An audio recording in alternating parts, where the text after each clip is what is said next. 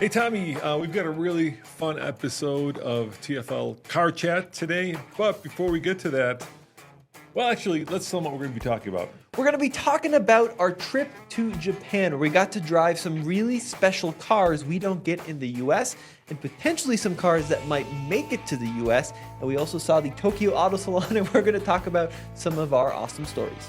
Yeah, I mean, we're going to talk about the forbidden fruit, the stuff that we wish we got, because I have a huge yearning for a Jimny, a Suzuki Jimny. I'm so bummed that Suzuki is no longer on our shores. But first, let's talk about our new setup here. Yeah, so we've got a new studio. You're going to have to be careful with the clinking, I think, Dad. I noticed that. That's going to be key, but we've gotten rid of the workbench, and we have a more kind of casual setup, because that's what all the kids are into these days, are casual setups. And we're going to see if it works, and if you guys like it or hate it, be sure to drop us a line below. How about that? A little better. No clinking. Nice work. Hold on. There you go. There you go. Now all the clinking is has done. been gone. Yeah. All right. So let's start talking about Japan. First and foremost, Tommy, we were hosted by Toyota. They were kind enough to fly both myself and Tommy to Tokyo for the Tokyo Auto Salon, which is this great tuner show, kind of like SEMA in Japan. But one of the things that struck me immediately in Tokyo was just what a huge car culture, what a huge town Tokyo is for cars. Absolutely massive. Yeah, and they've got a very different automotive enthusiast base than what we have in the US. We got to see some really unusual things, and we also got to understand some of the Japanese tuning culture in America a little bit more. So that was really cool. But one of the coolest things that we did is we were actually able to check out some new Toyota and Lexus products and even drive a couple that may be coming to the US and a couple that we never got in the States. So it was a really special trip. We got to see Mount Fuji, and I'm going to tell you a little bit about some of the forbidden fruits. Yeah, let's start with kind of a chronological order of what happened. So we flew to Tokyo, and then we got on a plane and flew to Nagoya. That's right, yeah. So the following morning, after a nice stay in the hotel, they took us into Toyota City, which is where Toyota is headquartered. And it's a very industrial city. It's a lot like what you'd expect out of Detroit. Exactly. You know, any kind of city of commerce is what it was like. A lot of kind of nondescript buildings. And Toyota really is the 800-pound gorilla in this area of Japan. I mean, everything there is Toyota branded, and everything is within the Toyota family. Yeah, and then the other thing you notice immediately in Toyota City is that it's not just Toyota, it's all the suppliers that we know. Even some German companies like ZF, I saw a building for them. And obviously, Toyota uses a lot of international parts, and so all those second or third tier suppliers are there as well. So you're right, it's exactly like Detroit, except in Japan. Yeah, but the funny thing is, it's named Toyota City, but they still have the occasional dealer for other manufacturers. So That's crazy, yeah. You might see like a Honda of Toyota City, which is kind of funny, and I believe it is Toyoda, not TA, just like the family's name Toyoda, not Toyota, which is a little bit interesting. But it was really cool to be there, and they took us into a pretty cool museum. This was called the Toyota Kaikon, and it's open to the public. Anybody can go there, as far as I know, and it's got some displays of products that are on the concept side, but it also has a large showroom that feature pretty much the entire Toyota Lexus lineup, which was very neat. Yeah, so I think we're rolling that video now, and you can see what the museum looks like. And of course, here I am talking about the fact that we do get the current Land Cruiser, but we don't get this, Tommy. What is this? What we're looking at here is a 70 series Land Cruiser. Now, this is the highlight of the trip for me. I've always wanted to experience one and go hands-on. Now, let's talk about how this vehicle came to be, right? The Land Cruiser came out in 1951 as essentially a Toyota, I don't want to say copy, but it really was a copy of a Willys Jeep, a utilitarian go-anywhere vehicle. And originally, the FJ stood for F series of engine, and J stood for Jeep, right? Yep. And there were different lineups. There was the FJ40, and then that grew, right? And they had different variants of the 40, and then the 55, and then like the 60 and the 80 and the 100 and the 200 series like we got in the US. But in the mid-1980s, the Land Cruiser took two very distinct splits, right? One side of the world continued with the basic utilitarian Land Cruiser, known as the 7Z series. The other side, the part of the world we live on, went to a more luxury-oriented Land Cruiser, the 100 and the 200 and the 80 series. Granted, they were available in other parts of the world as well, but the 70 series has been for sale in Australia, in Africa, in South America, and other parts of the world for decades and decades. And why don't you explain what this vehicle feels like? Because it is truly a unique experience. Well, so there might be some confusion out there if you're watching this on YouTube. If you're listening to it, I'll explain. What you're looking at is a classic. In America, it'd be the 70 series Land Cruiser, but it's brand new, Tommy. Yeah, I mean, it looks like an old car. It has drip rails and chrome door handles and a completely flat front end, and it has tiny, tiny A-pillars because essentially it is an old car. This is a basic design that's dated back over 40 years, and Toyota just updated it last year to meet modern emissions and power and some safety requirements. But the basis of the car is still basically 40 years old. Yeah, and what's unique about it, and if you're looking at this on YouTube, you'll see that you can kind of tell it's been modernized because it's got these kind of new modern style headlights. But otherwise, like you said, the vehicle is pretty much what it was when it was originally built. And what I love about this vehicle is when you go on the inside, it still has traditional HVAC controls. Well, traditional is like Roman Empire. They're sliders. They're like something from the 90s. I mean, if you hate screens, this is the vehicle you could buy. It doesn't even have a radio at all. Like, there's no screen in there whatsoever. There's no sound system. But notice the modern shifter. It does. And it's such a, I mean, this is, in my opinion, the definition of a factory resto mod because it has airbags and air conditioning and a modern diesel engine, but it looks and feels like a car from the 70s or the 80s. It was such a cool thing. And the platform is really the phenomenal part about it. It's got a 2.8 liter turbo diesel engine. Yeah, it's down from a 8-cylinder diesel. Yeah, although they still make the 8-cylinder, as I understand, V8 diesel. It makes about 370 pound-feet of torque, about 200 horsepower, if I remember correctly. And it's mated to a fairly modern automatic transmission, but it has solid axles front and back. It has a mechanical front locker and a mechanical rear locker. So this is about as close to a Toyota Wrangler as you're ever going to find nowadays. And it was amazing to see the quality. These are vehicles that operate in the most inhospitable parts of the planet. If you need to get into the Australian outback, if you need to get deep into the jungle of South America, this is a vehicle that's done it and has done it for years. Now, you know this is the updated one because you'll notice there's a little hump in the hood, and that's for pedestrian crash safety standards. And so obviously this sells not just in Japan, but in Australia. I actually was reading some of the comments on the video, and apparently there's like an 8-month to a year waiting list if you want one of these in Australia. And they're pretty expensive in Australia. I think they start at about $75,000 Australian, which translated into US dollars is about 47 grand. But in Japan, they are very affordable. Yeah, if I remember right, it was like just under 5 million yen. It was the equivalent of like $33,000, somewhere in that neighborhood. Granted, before taxes and any kind of road fees, which I'm sure are very expensive in Japan. But that is some truly amazing pricing. I mean, we're talking mid-30s for a diesel-powered, solid axle, basically truck. It was crazy. Yeah, and you know, Tommy and I were discussing this along with some of the journalists who were there about whether if you could get it to pass American safety and crash standards and emissions, which you probably couldn't, but if you could, if Toyota could sell this alongside the current Land Cruiser, and because it's so retro and so cool, there's a current Land Cruiser on the video.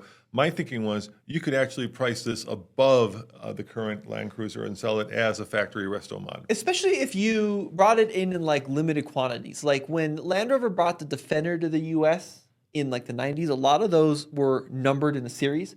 If Toyota brought over 5,000 Heritage Land Cruiser 70 series, whatever they wanted to call it, and they were numbered 1 through 5,000, I think Toyota easily, realistically, could sell these for $60,000, $70,000, $80,000. I think you could price it and position it above the current Land Cruiser. Yes, because it is such an in-demand vehicle by enthusiasts.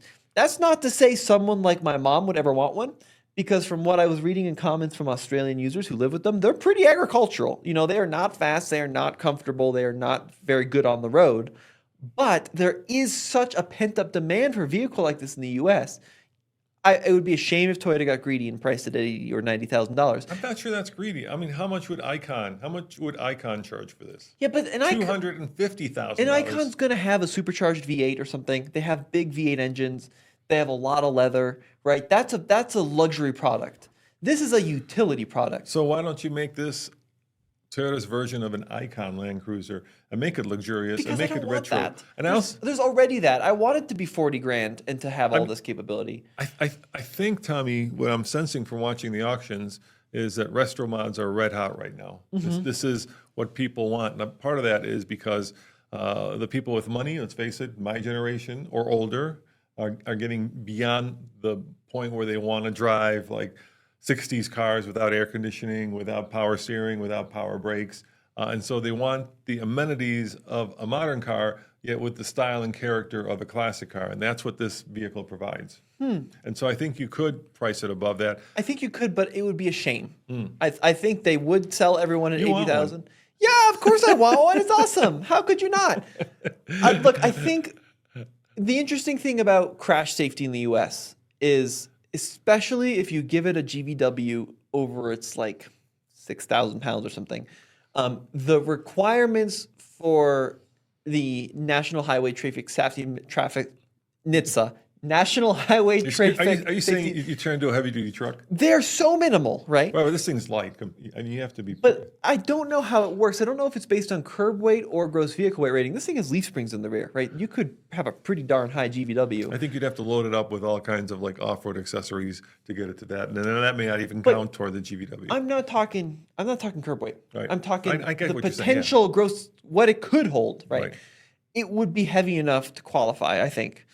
And if you were able to do that, so many of the hurdles you have to get a vehicle through from a crash safety standard go away. It's amazing. I learned this recently, actually. This is a really fun little fact. Let's hear it. Do you know why? Another YouTube channel posted a video about this. I forgot the name of the channel, but it's really interesting. Do you know the Lexus NX?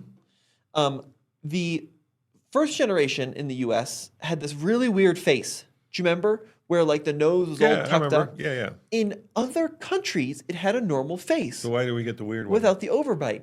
Because per US regulation, We have to be able to kill pedestrians. well, that's the byproduct. If your SUV has an approach angle of greater than 28 degrees, Huh?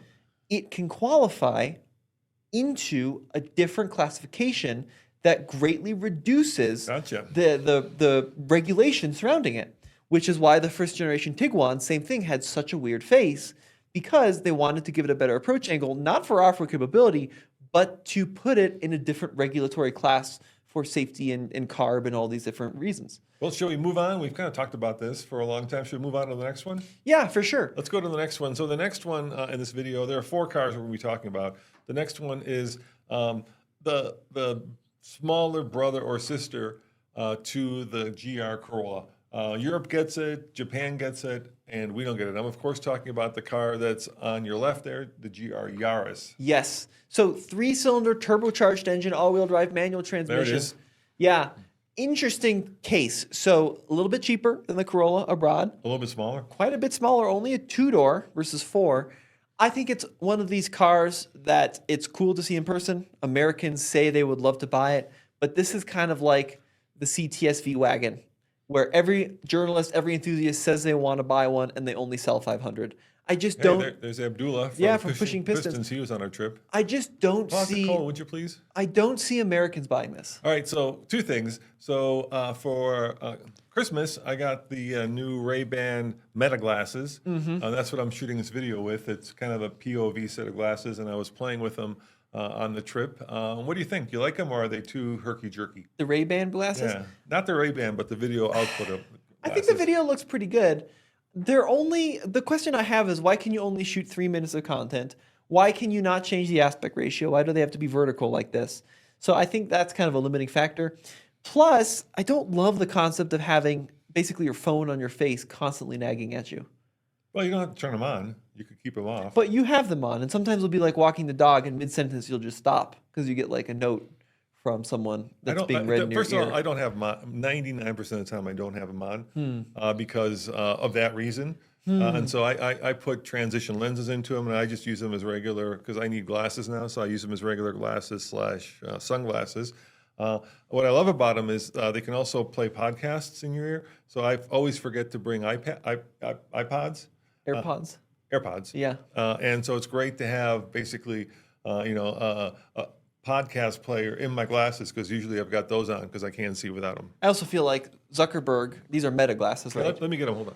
Zuckerberg also has all the information I could possibly give him. Does he also need to see what I'm seeing and have access to my head? Yeah, I just don't know if that's necessary. I hear you hold them because you got the tight. So those are the glasses.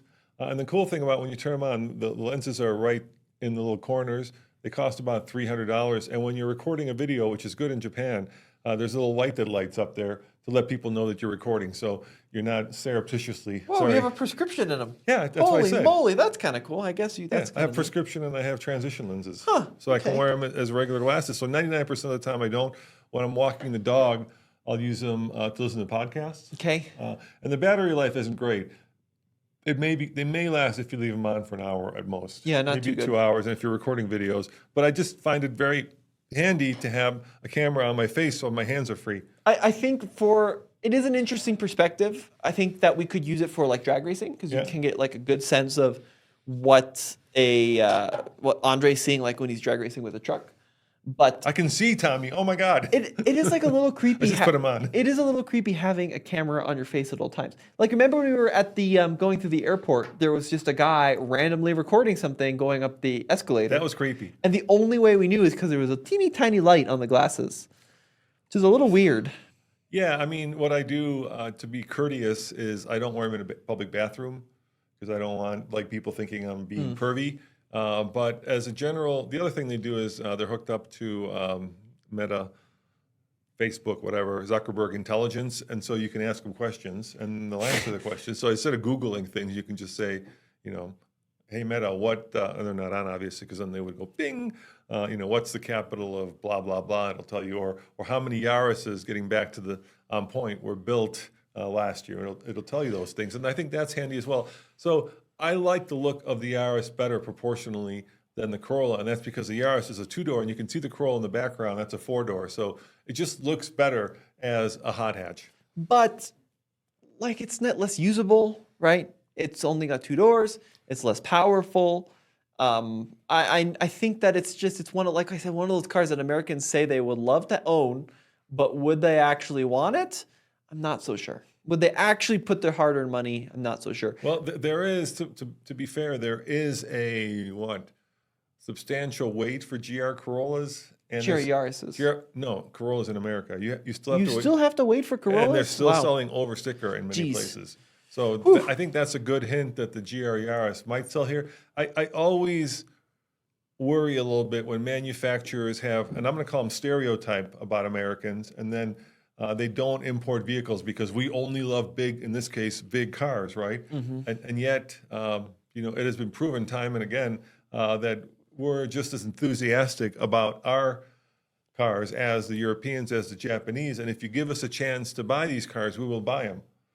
Now, of course, there have been examples within history where I'm not sure that's where true. they have brought over cars and only journalists have bought them. I get that, So, but I like- don't think this is one of those. I'll give you an example. Like the Ford Capri, right, was one of the most iconic cars in the UK. Yeah, but that was a in the copy of a 70s. Mustang. We got the original. But then they brought the Capri to the US as the Mercury Capri, if I remember right. And they brought a toned-down Mustang to America. But Why no- would you do that? Yeah, but that's kind of the problem. Why would you buy the toned down Corolla when we get the full-fledged Corolla? Because it's not toned down. It is. It's got less, say, 40 less horsepower. but it's also lighter, Yeah. and it's also more usable as let's say, a track vehicle because it's, like I said, lighter. It's 2-door, which means it's a little bit more stylish. By the way, Cole is looking up a picture of the Capri. Okay. Quick sidebar on the Capri.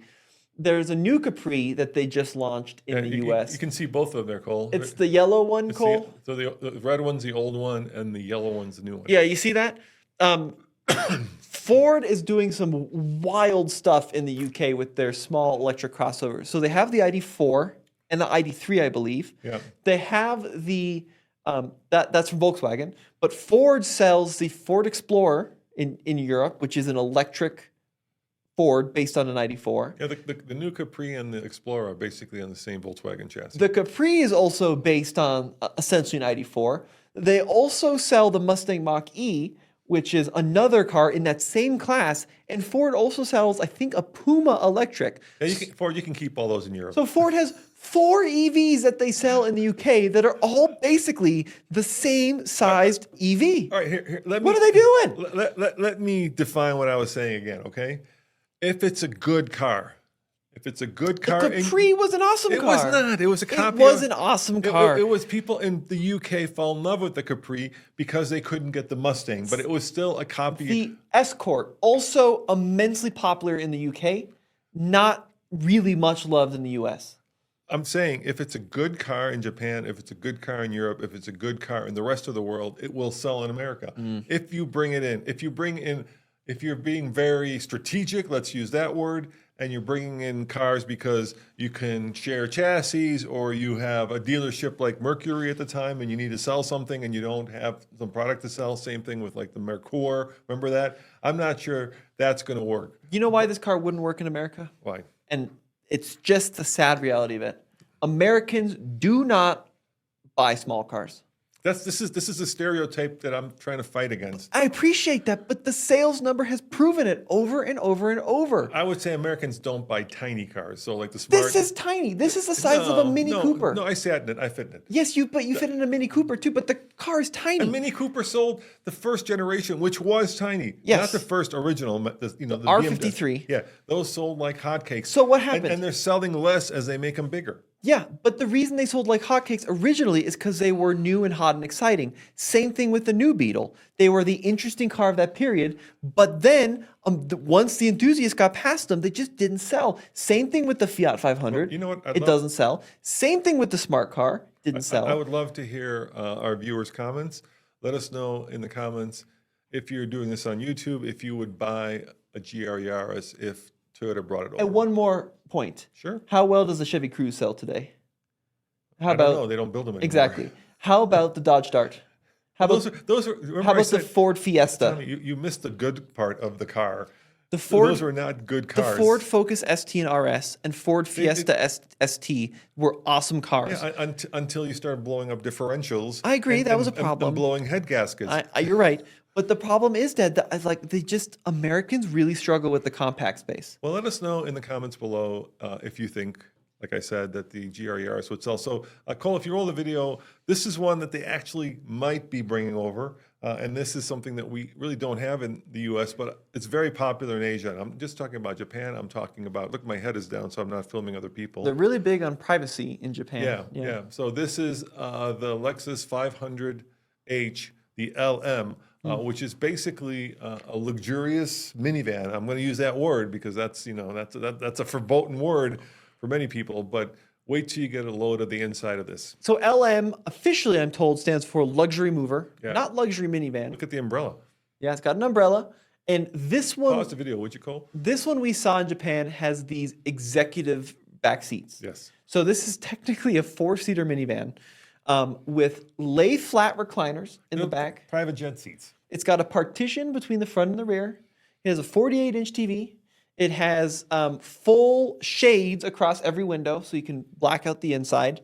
It's got tablets to control everything. I mean, this is like Lexus' response to a Rolls-Royce Cullinan, except in a minivan form factor. And when you think about it, it's actually a better form factor because it's a box and you have a lot more room, so you have a lot more comfort in essence. And the idea here is this is kind of the executive car throughout much of Asia. So this is the classification of vehicle which is very popular in China, very popular in Japan for kind of the upper crust. So this has replaced the S-Class, the 7 Series, and in some ways even the Rolls-Royce sedan, because to your point, you're able to get a lot more comfort into a box than a low-slung rectangle, like what you'd find in a sedan. The problem here is it doesn't look, I think, to most Americans as attractive as like an SUV, as an Escalade. Well, it's funny because we kind of invented the minivan, or I should say Daikoku invented the minivan, and yet kind of the Japanese have run with it. But it's not the same. They don't necessarily view this as a family hauler, right? something like a Toyota Alphard or a Lexus LM are viewed more as like luxury transportation, like we would view a Suburban livery car or a Navigator or an Escalade. This is a car you're driven in, you don't drive. Right. Now, here's my theory. Lexus put this trip together. Thank you, Lexus, for making that happen. It was very cool. And they specifically seemed to want us Americans to showcase this Lexus LM. It seemed to be something that they were pushing to the American journalists on this trip. And if you read between the lines, if this was the only Lexus that they had on this trip, and they wanted us Americans to really showcase it, you have to wonder, is this a product Lexus is considering bringing to the U.S.? And I think it very well could be. Yeah, I think you're absolutely right. I mean, they're dipping their toe in the water and seeing if it's warm or not. So this Lexus we rode in and got to check out, the LM500H, right? We also got to really go hands-on with it the next day. This one had that executive rear seat package with the 2 seats. My theory is if this car came to the U.S., it would come to the U.S. as like the standard 500H, or they do a 350H, which is to say it would have 3 rows of seating, likely 6 seats, and likely a little bit more affordable. So this one we were driving the equivalent of about 130 grand US, but they are a lot more affordable if you don't get those crazy TVs and those coolers and whatever. I could definitely see Lexus bringing in a 3-row version. Now, here's the cool part. It also has, by the way, the world's biggest spindle grill. Yes. I mean, look at that thing. It's bold. It looks like a whale that's about to intake a mouthful of plankton. And like talking to folks in Japan that we talked to, they think this is pretty attractive. You see these things pretty frequently and kind of all over the place. Yeah, they're taxi cabs, they're family haulers. They're not taxi cabs. They're like... We were taken to the airport in the Alphard, which is the Toyota version of Alphard, yes. But the LM is above that. Right. This is like if you run a company, this is what you're driven around in. All right, well, let's move on to the next one. But hang on, I want to say one more thing about this vehicle. Yeah. We also were able to be delivered in, I think it was called the Toyota Velfire, which was also a luxury van. And they took us to this car show, which we'll talk about in a sec. And the comfort, this was a 3-row, not just a 4-seater. The comfort in the 3rd row was unparalleled. I've never been this more comfortable in any 3rd row. Yeah, once again, big box, lots of room. Yeah, but it was like, I don't know why the Sienna can't have a 3rd row that's comfortable. The seats folded almost back. You had a footrest that came up. Well, the Sienna's a different chassis. It is a different chassis, but this didn't seem that much bigger. But the room in the 3rd row, and you were laid down in the 2nd row. It was like a private jet. It was unbelievable, the comfort back there. It makes the Kia Carnival, which has those crazy seats, seem like a Corolla compared to. It was amazing. So if you look, the one in the corner that we're about to look at now is probably the most, well, it's as close to a Toyota Rolls-Royce as you're going to get. And I'm, of course, talking about, voila, the Toyota Century. Now, this is the new Century SUV that they just launched. A Cullinan competitor, sort of. I mean, look at it. Rolls-Royce Cullinan competitor. I mean, look at the shape of the body. It's very similar. A little bit. You're right. This is like the ultimate in old money luxury. Hey, Cole, can you find a Cullinan and put it up next to it?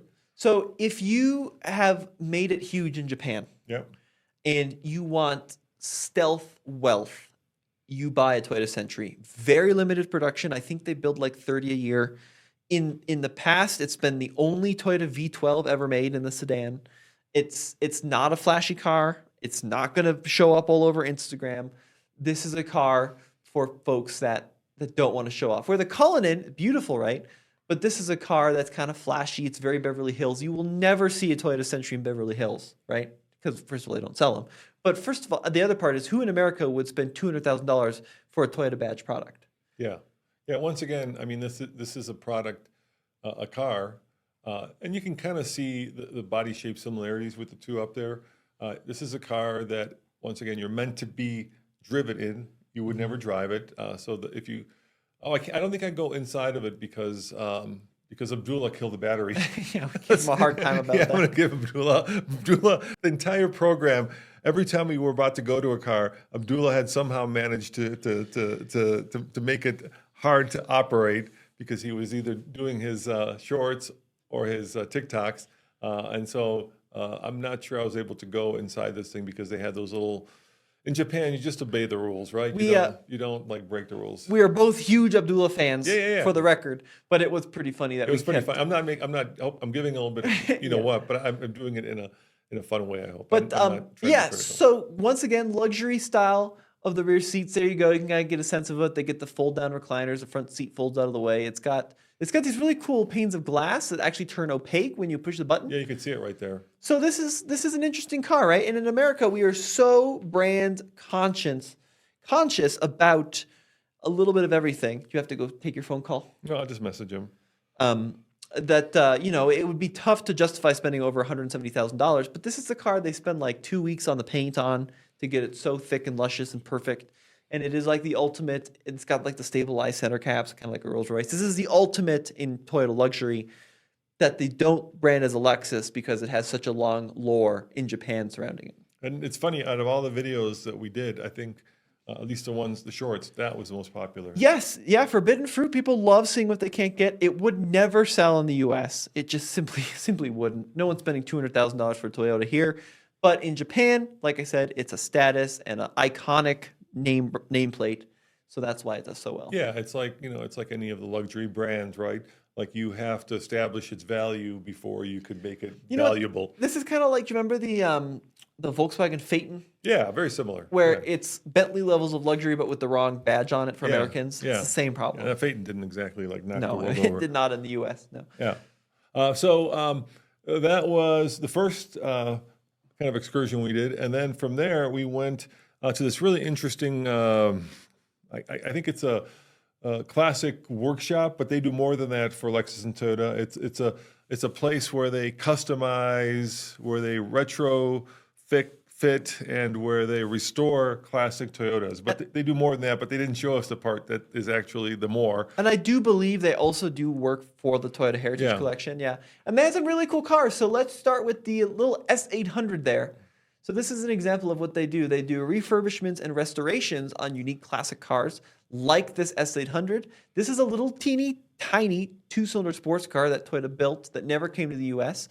It kind of looks like a little UFO. It's got I think it's a horizontally opposed two-cylinder engine. Super cool though. This is like a teeny tiny Miata. Yeah, or an MG. Yeah, that's a good point. Closer in age to an MG for sure. I mean, back then, let's face it, Toyota was kind of copying the British, the most popular cars. And why wouldn't you, right? And so they showed us that. But the one that really was exciting was one of it wasn't the first GTR, because the first GTR was a four-door, sorry. But this was, I think, the second generation of the GTR. It's the white one, Cole. Yeah, that video right there. And this was a car that came out just at the wrong time, because this came out right before the fuel crisis. Yep. And they only built, I think, like 150 of them, and this was number 72. It's $1 million car. It's called the Ken Mary because of the advertisement campaign they used. Actually had two characters, Ken and Mary, in it. It's a very American style car, though. Yeah, pause it. What I'm showing there is it's got a very similar slope to a Mustang. Yeah, and like it's got the flares. I mean, you could tell that Nissan was kind of benchmarking the Mustang. It has a hot little inline six-cylinder engine. This one actually is super rare. It only has like 1,000 original miles on it, which is just crazy. And you got to give up to Toyota for showing us a Nissan. Yeah, it was cool. Yeah, I mean, the Toyota people are all car enthusiasts, and it was really special to see one, like the original Ken Mary. I think it's the rarest GTR probably ever, but very super rare to find them at all, and to see one in perfect shape was really cool. Keep rolling it, because I think I get to the engine eventually, which is the power plant that everybody wanted back in the day. I think that was called. Don't quote me on this. This is going to be wrong, but I think this is the SR20, if I remember correctly. Inline six. Nissan 2000. Nissan 2000. Because that's what it says on the.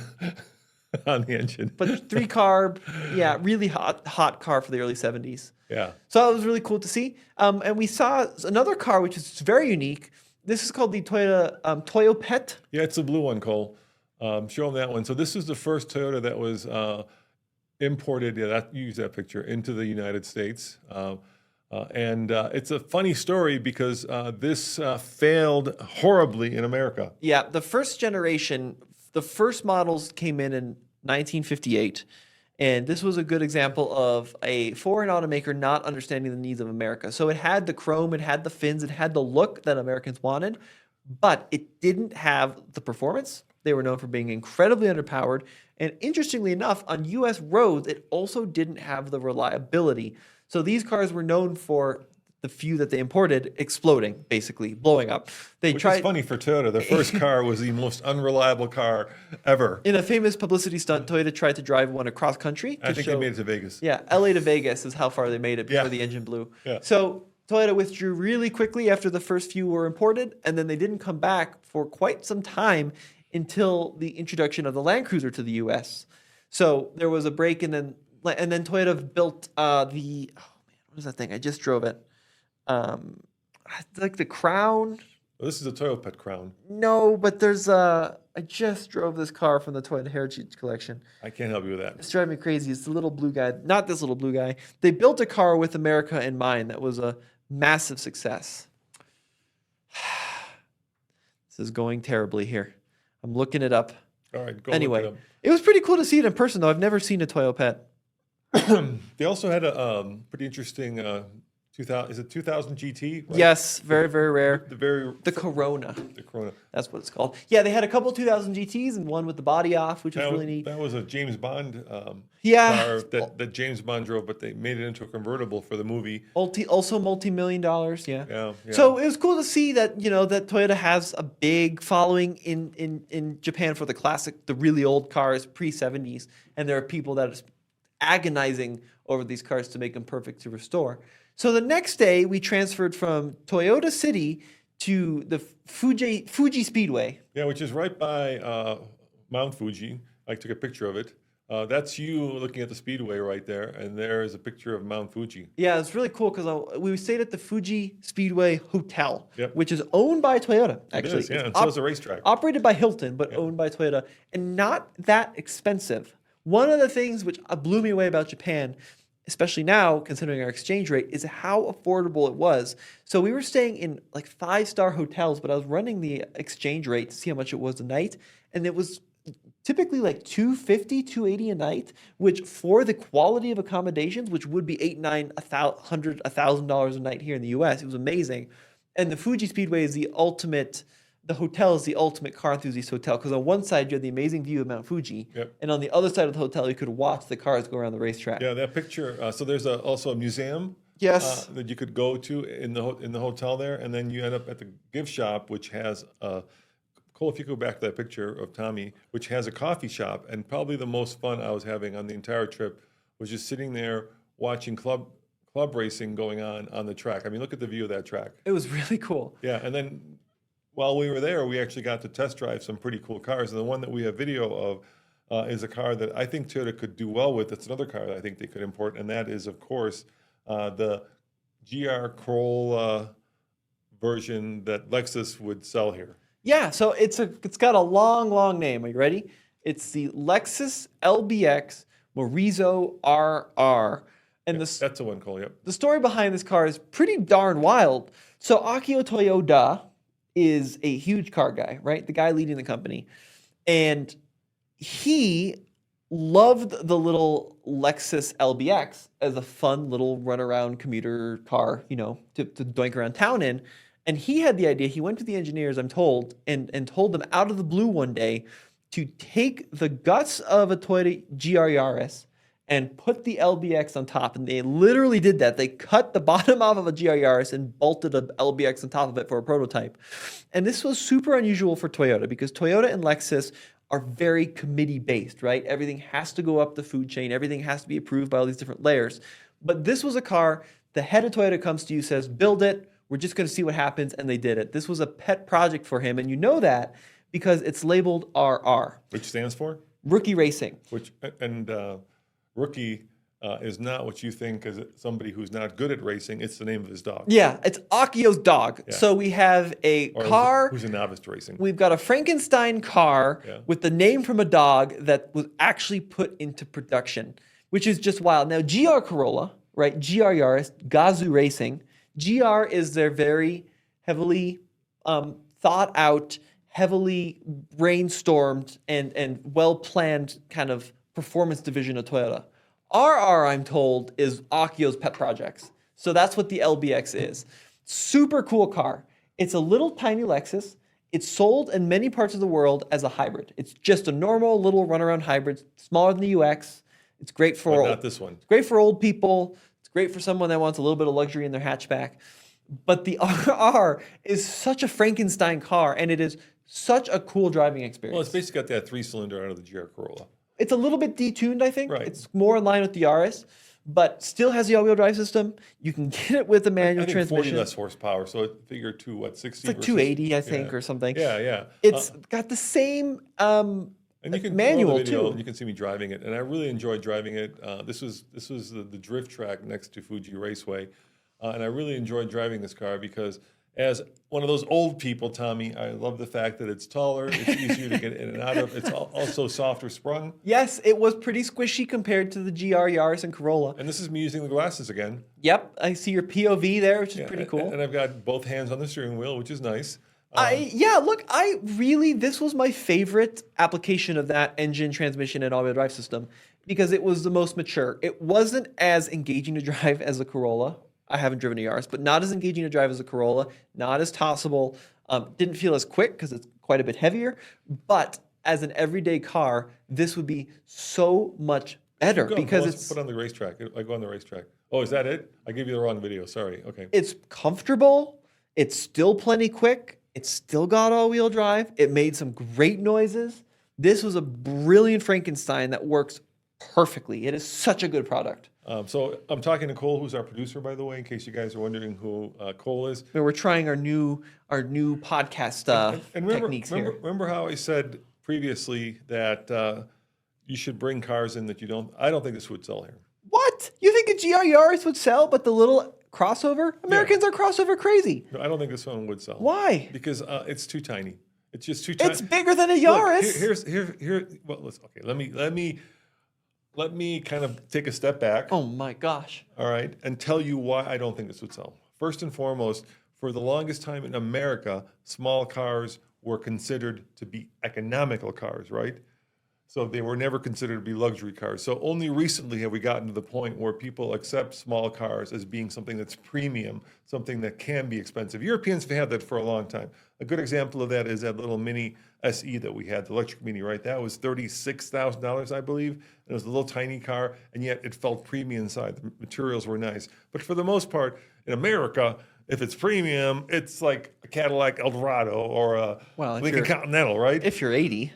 No, but I'm saying that was the thought process, and those 80-year-olds, Tommy, have the money, right? You probably, I don't know if you have the money for this or not, but let's say that car came into America. Well, in Japan, I know how much it costs. How much does it cost in Japan? The equivalent of $47,000 US.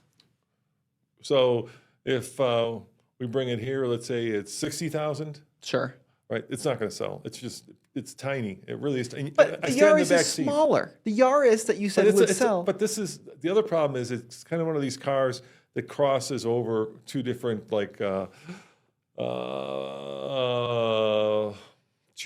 aspects of cardom that people don't put together. It's a small crossover that's premium, and it's also extremely sporty, right? So it's like a sporty crossover. And outside of BMW, we were just talking about that recently, none of the Japanese bring sporty small cars to America, at least not crossovers, right? But there's no Japanese version of the BMW X1. Yeah, it's called the Morizo RR. But not here in America. But I'm saying they could bring it over and they would have one. I'm saying the Japanese don't do that. But why not? I don't know why they don't. But so then they should. Because look, you're just like arguing with me. It's not just BMW though. BMW has the X2, right? Right, or X1. This would be more X1. I don't think they do an X1 anymore. Do they still do an X1? Oh, maybe they do an X1. I think you're right. Europe. No, they do an X1 here as well. This is how little I think of the X1. The X2 is a coupe version. This is smaller than.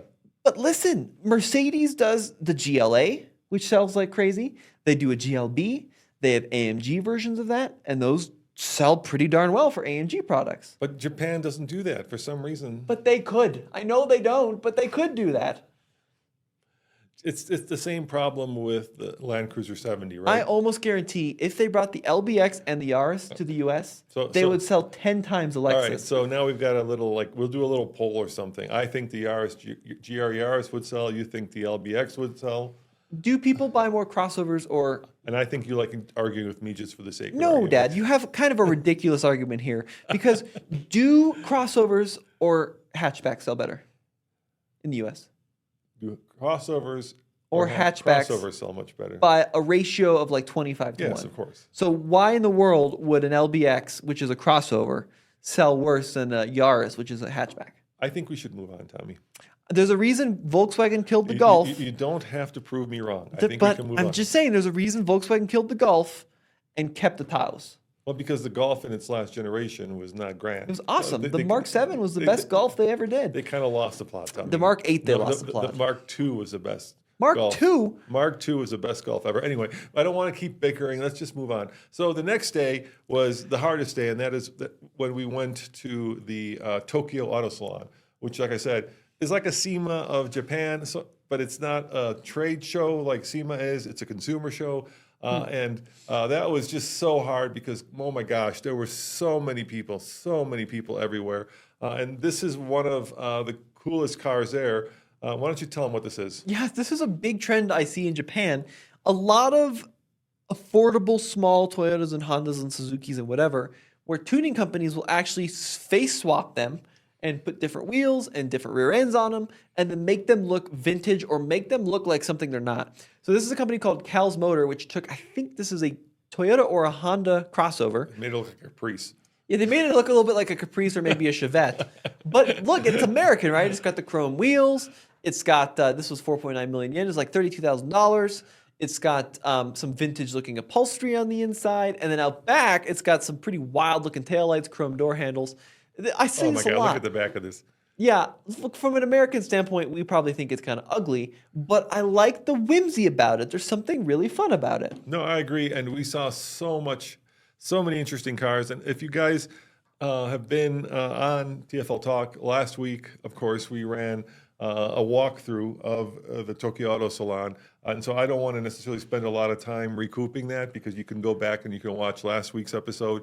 To me, the most interesting car there was the little Jimny, and it's in all of its variations, in all of its forms. I think the one that really stood out was the one that they made look like a G-Wagon.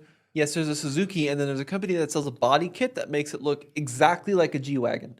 It's got the G-Wagon hood and side pipes and tail lights. It's crazy. I don't know how they don't get sued.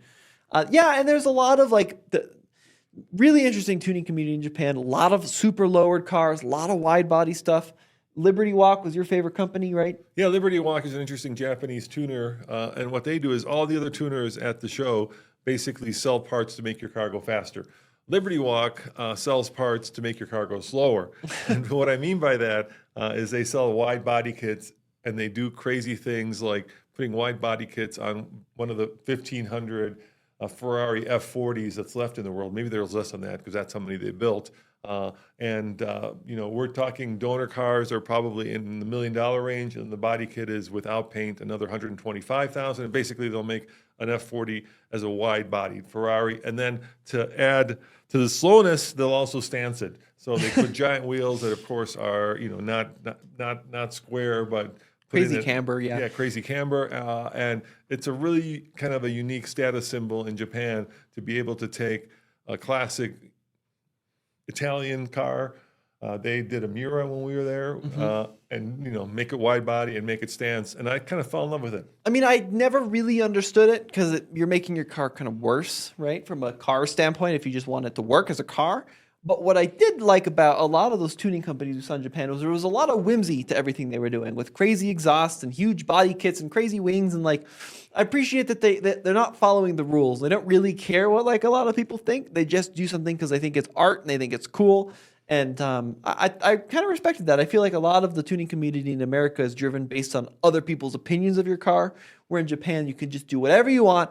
And a lot of people are going to hate it, but there's probably going to be a few people that like it, and I think that's pretty neat. I think the reason that Liberty Walk is so successful, because it was definitely the star of the show, is you're living in a society that is all about rules. Sure. And they're the ones, they're the rebels who are out there breaking all the rules, and they're breaking the most important rules, which is taking what much of the world and Japan considers these low production classic vintage Ferraris, Lamborghinis, and doing things to them that you see mostly on like clapped out Honda Accords. Sure, yeah, and that is, I think, very successful and very cool and very profitable. And I know that because I bought a Liberty Walk sweatshirt, hoodie, and I didn't do the conversion when I bought it. How much do you think that hoodie I bought cost? $80. 125. Yeah, and in the U.S., like That was some of quite the eye-opening statement in the visa. some of the jackets that they sell in the U.S. are like $500. But yeah, it's like People are saying I could flip that for like 250. it's a brand, right? Yeah. It's a status symbol. It's kind of like Hoonigan, right, in the U.S., but even more so, where it's like it's a cool thing to be wearing and to have the cool sticker, and I think that's pretty cool that they turn that into a brand. So yeah, a lot of stuff I typically wouldn't like. Also, kind of a surprising number of off-roaders we saw. Like we saw a huge number of Jimneys. We saw quite a few Land Cruisers, the one we get in the States, the 250 series. Tons of G-Wagons. Lots of G-Wagons, yeah. And there's not a huge off-road community compared to the US. In Japan, they do have parks and they do have a big Jimny world. But compared to like our wide open spaces, it's not quite the same. But even still, people were doing some cool stuff. And there were some cool cars for all of you traditionalists. So they showed the new upcoming Prelude. Yes, that's right. Almost production ready, I thought. Oh, and the coolest one, I'm sorry, I keep going Subaru? on my phone. STI? No, that was a mess because it was a 210 and it was lower power than people expected, and it was the a CVT. CVT only. That was Anyway, if you want to see all this, just watch last week's show. But there is something I do want to shout out. I'm going onto my phone here to find the name of it. Okay. Because it is kind of a big deal. Toyota has pulled the covers off of an engine called the G20E, which is essentially the GR Corolla engine with the 4-cylinder. So the 4-cylinder high compression. Instead of a 3-cylinder. Yeah, high compression turbo engine. And they're going to use it in their racing programs. Well, I think they were saying they're going to use Initially. it initially in the racing, but it's going to end up in production programs. And then we're thinking it could either go into the upcoming, and we know we saw this previewed not last year. Yeah, last year at the Toyota Motor Show into the MR2, which we know is coming. So there's a mid-engine. And potentially the upcoming Celica. Or do you say well. Celica? I like Celica. I like the way the British say it. So the way they tease like that MR2 mid-engine layout is they had a prototype GR Yaris that had that engine in the trunk, right? And that was what they were kind of showing and teasing. Build it, Toyota. Take my money. Build it. Either a Celica or an MR2. I'm the MR2. So my friend Fred had one. He had the second generation. The first generation was cool but kind of slow. The second generation, the supercharger one, was much quicker. Other way. Sorry, so the second generation. You're right. It's turbo in the second gen, supercharged in the first, I think. But Yeah. But anyway, but the Celica, that really has my heart. Why? Because I feel like you got that backwards. no, I don't have that backwards because you weren't around, unfortunately, Tommy, in the late 70s and early 80s when Japanese cars really took off in America. And we, as car enthusiasts, my friend Mark, who had a Celica, never saw something like the Celica or the Supra at the time. And basically, in America, if you wanted a sporty car, you had a couple of choices. You can get a crappy MG, that you'd have to rebuild every 200 miles, right? All those British cars were here. Or you could go American Muscle, which was, the mullet, party on the back, which, my friend also had one of those, Kuda, Tracy, my friend Kuda, which were cool, but not very sophisticated. And then the Japanese basically came and made, and you can get a Corvette, right? But very expensive and kind of an old man car. But the Japanese showed up with the RX-7, with the Celica, with the Supra, and made sports cars affordable. No, I think you're right. That's why it was so cool. Like Celica Supras are very cool. Supra's obviously very neat. Yeah. The standard Celicas, though, like unless you got like the later the turbo all-wheel drive ones, those were awesome. But like a lot of Celicas were kind of like Preludes, where they were just kind of But sporty looking. Imagine the world we live in with LTDs roaming the streets. Sure. You know what I mean? All of Yeah, a sudden, maybe. this sleek and sporty and cool sports car shows up that I could afford. So my first car that I bought with my own money for $12,000 at the time was a Mazda RX-7. Right. Right? And I had a choice. I could go get myself a Camaro, which everybody had, or I could do something different. And if you were the kind of person that I am, which is a contrarian, and you want something different, then the Japanese offered a breath of fresh air. But the MR2 was mid-engined, which was awesome, and it was Yeah, rear-wheel but it was drive. slow. But it was supercharged. It didn't It was- handle very well. Oh, now that And is it- fighting and- words. And it was tiny. MR2s handle like crazy. They're super well handling But cars. why didn't they? Why did they stop So building them? because no one buys sports cars, this is what it comes back down to. But back then they were buying sports cars. There is a lady who autocrosses a bone stock MR2 Yeah. who runs circles around modern cars. That is how fast some of those later MR2s Maybe she's are. a very good driver. She is a good driver, but the car is also amazing. I don't know. The MR2 just didn't have that it factor. It was once again like the Japanese cop trying to do their version of a classic mid-engine sports car, and it just didn't pull it off. In my mind. You're going to get some hate on that That's one. fine. That's fine. I get it. I think, I mean, from your generation looking back, it's much different than from my generation that was, that lived it. I think MR2s were pretty cool back then too. I've talked to some folks in their 80s like you, and Yeah, thanks, and Tommy. it seems genuinely like people like. That was like half a step cooler than a Del Sol. No, it was a lot cooler than a Del Sol. No, that's kind of where I would put Del it. Sols were front-wheel drive Civic stuff. This was a bespoke mid-engine Look, platform. you walked into the Toyota dealership and you could have I'm sorry, you can walk into the Toyota dealership and there was a Paseo and there was an MR2, right? Right. But a Paseo was not a Paseo. That's not. What are you talking about? A Paseo was based on a Echo. I know. They were awful. MR2s was a bespoke mid-engine platform with a manual transmission. No, the Toyota Supra Mark IV was awesome. Mark IV Nissan 300ZX twin turbo, which I bought, was awesome. Yes. The MR2 is just like they didn't quite get it. ZR2s, Z32s were awesome. Mark IV Supras are also very awesome. But for the day, the MR2s were fantastic. They were really neat. You could have an argument with Fred, who bought one. Look, the charm wore off. The other thing I learned recently, they also had no room, so they one of the if you wanted to go like on a road trip, they were impractical for that. One of the long-term Toyota product people there, really interesting guy, super knowledgeable, told me something interesting. We always idolize Mark IV Supras nowadays for being the holy grail. He said back when they were new in the 90s, they weren't selling in America. Yeah, they were because people hadn't figured out you could tune them within an inch of their life. Sure, maybe, but they were sitting on showroom floors. I know, because the 300ZX twin. I lived at Tommy, so I know I was there. The 300ZX twin turbo had 300 horsepower, and the reason you would buy the Supra over that wasn't because of reliability. It was because it had 320 horsepower. Of course, all the buff books read them, and they liked that better. You also had the Mitsubishi, VR4. 3000 GT. 3000 GT, which had just a boatload of technology, including all-wheel steering, active aero, but it was really heavy.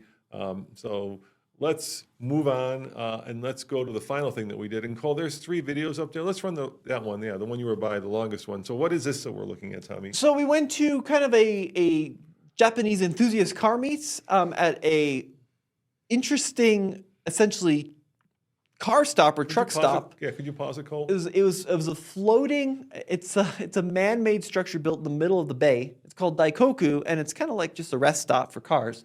But several nights a week, enthusiasts gather there and bring their cool cars, and it was like a kind of a pop-up car show, which is cool. Yeah, I mean, if you're looking at the highways, you can see 3 levels of highways that circle this little parking lot rest stop. And what makes it so cool is that, if you have a GTR, if you have a Liberty Walk GTR, this is where you go on I guess Friday or Saturday night to kind of show off because it's on its own little island. And then the roads to there are dead straight. So I was talking to our Toshi, our guy, and he was saying because they're dead straight and because they have little apps in Japan where they know where the speeding cameras are, you can either see the police or where the cameras are. So you can drive there very quickly or leave there very quickly, which is nice. But I did a walk around, so let's roll the video. This was as close to Fast and Furious as I could get in Japan. It was really neat to be able to experience it, yeah. And once again, we saw a lot of these kind of crazy cars from the show in person with some really amazing, crazy graphics and ground effects and wheels and exhaust systems and wings. And it was just so cool to be able to be in outside of Tokyo and seeing this. So the show ended very early.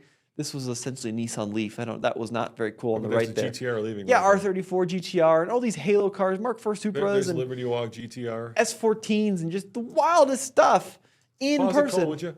So there you have what Liberty Walk does. You can see it's a wide body kit. You can see that giant front spoiler. And like you said, they've turned this into a brand, and I really fell in love with that.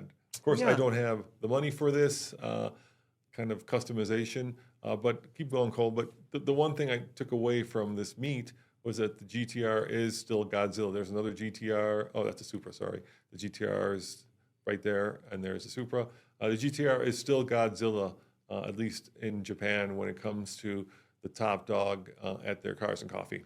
or Yeah. Cars and Sushi. Yeah, it was really cool to be able to kind of experience that. So definitely a bucket list moment. Anybody can go. There were a lot of Westerners there. Like it didn't feel super authentic Japanese, but it was just a local car meet that people attend. And it was awesome to be able to see some of the Japanese car culture. And interestingly, there were 2 Mustangs there. There were 0 Mustangs at the Tokyo Auto Salon, but 2 at that car meet, which I thought was pretty funny. So there was our kind of our overview of our trip to Japan. Yeah. And I want to thank again Toyota for hosting us and having us experience all these really great things. These are all bucket list moments. I have to say it was one of the best programs I've ever been on. Certainly something I'll remember for the rest of my life. And I'm glad that we got to take you along with us. That's what makes me get up in the morning. For sure, yeah. And folks, if you have comments, we'd love to read them in below. What would sell better, Yaris or LBZ? And what was a cooler car, the MR2 or the Celica? Those are our big debates of today's show. Yeah, we should do like a little jingle, right? Because we bicker so much, so we could Do like a little poll down below. Yeah. But this has been Tommy. And Roman saying thanks for watching, and we'll see you next time. Ciao. Bye, guys.